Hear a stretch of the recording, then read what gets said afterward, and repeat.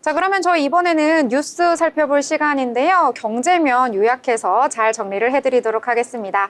자, 수연 아나운서 어떤 내용인가요? 네, 오늘 기사에서 발췌한 내용을 전해드리는 뉴스 브리핑 시간입니다. 오늘은 국내 기업 소식들 위주로 좀 많이 구성을 해봤는데요. 바로 첫 번째 소식부터 전해드리도록 하겠습니다. 정보기술 등 고성장 업종에서는 주주배당보다 투자가 기업 가치를 더 효과적으로 높일 수 있다는 한국은행의 보고서가 나왔습니다. 기업 가치를 높이려면 기본적으로 주주 환원을 확대해야 하지만 이 과정에서 업종과 기업의 성장세도 종합적으로 고려해야 한다는 지적인 건데요. 한은은 특히 주주 환원이 생산적 투자 기회를 제약하지 않도록 유의해야 한다고 조언했습니다. 한은은 17일 이 같은 내용을 담은 주주 환원 정책이 기업 가치에 미치는 영향 보고서를 공개했습니다. 보고서는 주요 20개국 중 국유 기업 위주인 중국과 자료가 부족한 사우디아라비아 그리고 호주 등을 제외하고 16개국 3,560개 기업을 분석했습니다. 보고서에 따르면 한국의 배당 성향은 당기 순이익의 27.2%로 분석 대상인 16개국 중 최하위였습니다. 한국 기업의 주주 환원 규모는 영업 현금 흐름의 0.2배에 그쳤다는 보고가 나왔습니다. 네, 다음 소식입니다.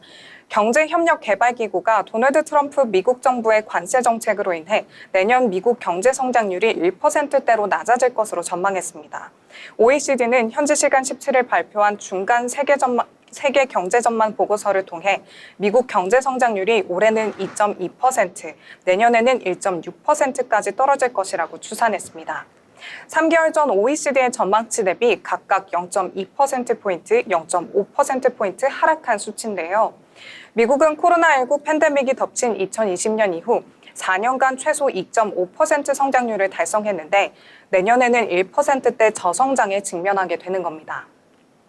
OECD는 트럼프 정부의 무차별적 관세율 인상을 성장 둔화의 원인으로 지목했습니다. 올해 세계 경제 성장률은 종전 전망치 3.3%보다 0.2%포인트 낮은 3.1%로 전망했습니다. OECD는 2024년부터 세계 경제가 회복세를 유지하고 있지만 최근의 경제활동 지표들은 글로벌 성장 전망이 완만해질 것을 나타내기 시작했다고 진단했습니다.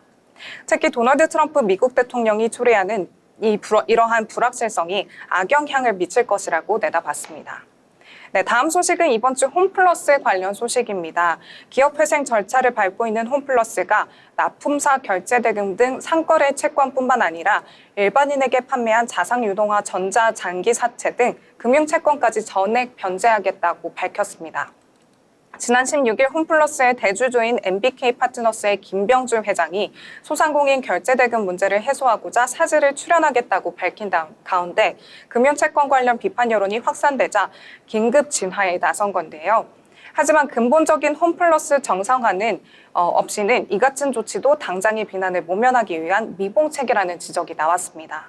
홈플러스는 17일 증권사가 발행한 유동화 증권 투자자들은 당사에 대한 직접적인 채권자는 아니지만 그 변제에 대한 최종 책임은 당사에 있다며 해당 채권이 전액 변제되는 것을 목표로 관련 증권사들과 함께 회생 절차에 노력을 다하겠다고 말했습니다. 네 번째 소식입니다.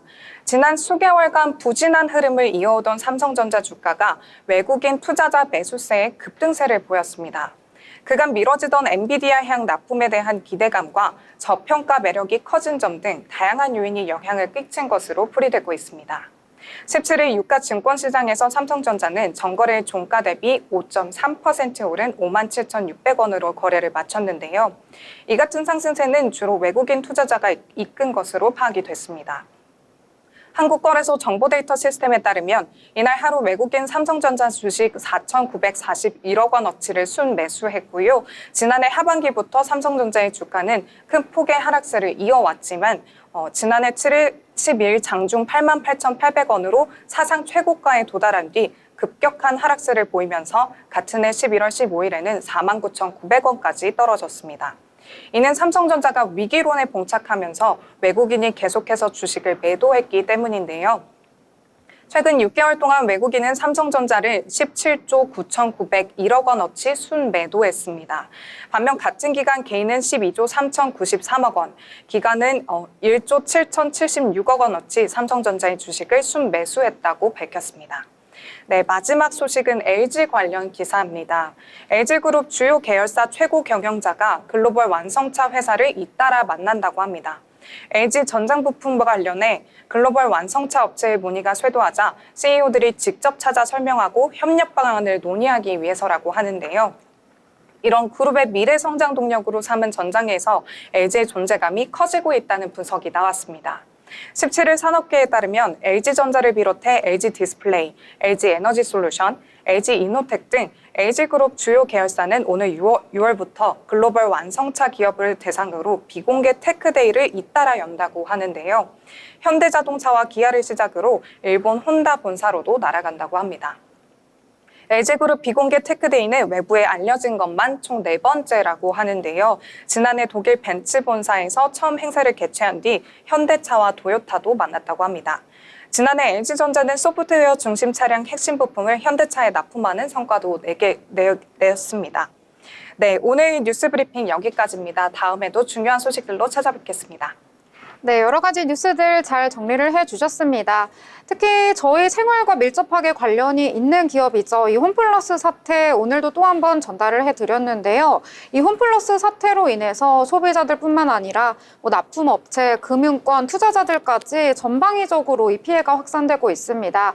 특히 포인트 같은 경우에는 이 누적된 포인트가 114억 원에 달할 정도로 굉장히 많이 쌓여 있다고 하는데요. 이 기업이 망하게 되면 이 포인트 돌려받을 수 없기 때문에 이 법적으로는 별다른 방도가 없다라는 이야기까지 전해지고 있는 상황입니다.